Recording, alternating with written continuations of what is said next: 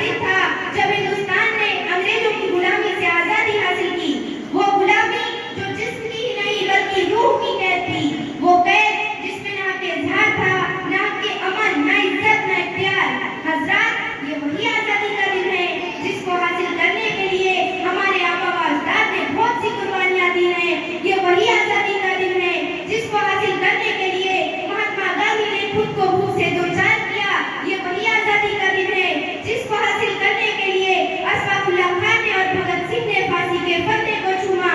جھولے کتنے پھندوں پر کتنوں نے کھائی گولی تھی. جھولے کتنے پھندوں پر کتنوں نے کھائی گولی تھی. اس ملک کے ویر شہیدوں نے کھیلی خون کی ہولی تھی.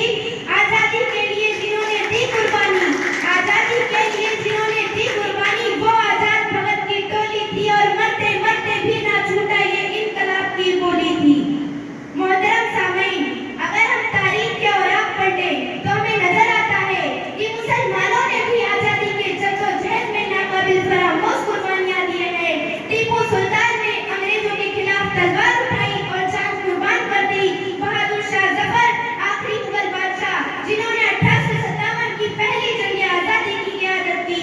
مولانا فضل حق خیرآبادی، مولانا محمد علی جوہر، اشفاق اللہ خان اور ہزاروں علماء مجاہدین نے اس تحریک میں حصہ لے کر اپنی جان کی بازی لگائی. اسلام ہمیں سکھاتا ہے کہ حب الوطن من الایمان، یعنی وطن سے محبت ایمان کا حصہ ہے. لہذا ہندوستان سے محبت اور اس کی حفاظت اور اس کی ترقی میں حصہ لینا ہمارا دینی فریضہ بھی ہے. ہم مسلمان ہونے کے ساتھ ساتھ ہندوستانی بھی ہیں اور ہمیں اس پر فخر ہے. نہ پوچھو مذہب بتانے کو بس اتنا کہہ دو یارو، نہ پوچھو مذہب بتانے کو بس اتنا کہہ دو یارو، جو خون گرا تھا میدان میں وہ خون تھا ہندوستانی.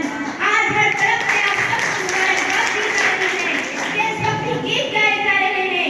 لیکن اصل دیش بھکتی وہ ہے جہاں پر ایک کسان تپتی دھوپ میں پورے ملک کے لیے اناج اگاتا ہے.